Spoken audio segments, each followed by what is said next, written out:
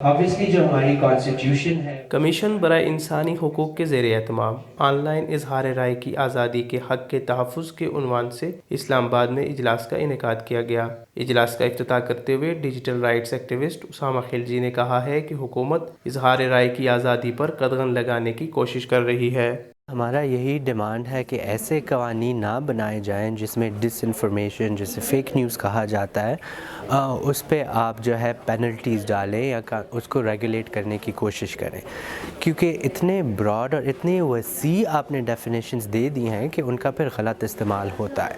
ہم نے دیکھا ہے ابھی حال میں ہی کتنے صحافیوں کو جو ہے پیکا کے قوانین اور اس طرح کے قوانین کے تحت جو ہے اریسٹ کیا گیا، انہیں ہراساں کیا گیا اور ان کی جو صحافت کی آزادی ہے اس پہ قدغنیں لگائی گئی۔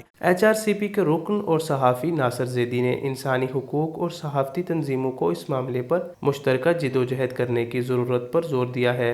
فیک نیوز اور ڈس انفارمیشن جو ہے وہ ایک ذومانی انسٹرومنٹ ہے جس کو اسٹیبلشمنٹ جو ہے وہ اپنے نیریٹو کو اسٹرینتھن کرنے کے لیے یہاں پہ سول سوسائٹی، پالیٹیشنز اور لوگوں کو جو ہے وہ کے خلاف جو ہے وہ ایز اے ٹول استعمال کرتی ہے۔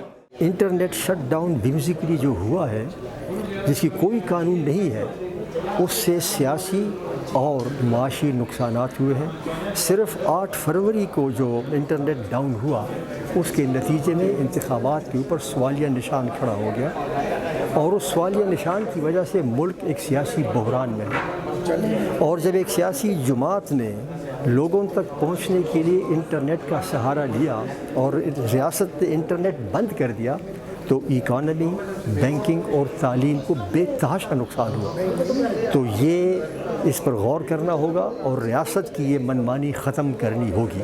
صحافی مطیع اللہ جان نے کہا ہے کہ معاشرے کی بہتری اور بقا کے لیے میڈیا کی آزادی اہم اور وقت کا عین تقاضا ہے۔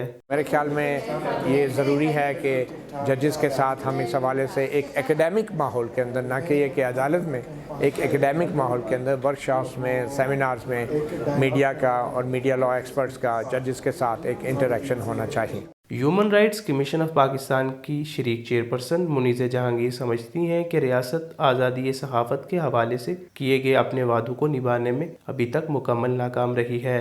ریاست کی یہ ذمہ داری ہے کہ وہ صحافی کو تحفظ دے، اور جو صحافی ہیں وہ خود ان ٹائم اپنے آپ کو ریگولیٹ کریں گے جس طرح کہ پوری دنیا میں ہوتا ہے، مگر اس وقت ریاست کو چاہیے کہ وہ صحافی کو تحفظ دے، چونکہ پاکستان پوری دنیا میں ایک ایسا ملک بن چکا ہے جہاں پہ بطور صحافی کام کرنا بہت مشکل ہے۔ مقررین نے اپنے اظہار خیال کے دوران ڈیجیٹل رائٹس کو نصاب تعلیم میں شامل کرنے کی سفارش کی۔ بلال بصیر، voicepk.net، اسلام آباد۔ آپ کی خبر، آپ کی آواز، voicepk.net۔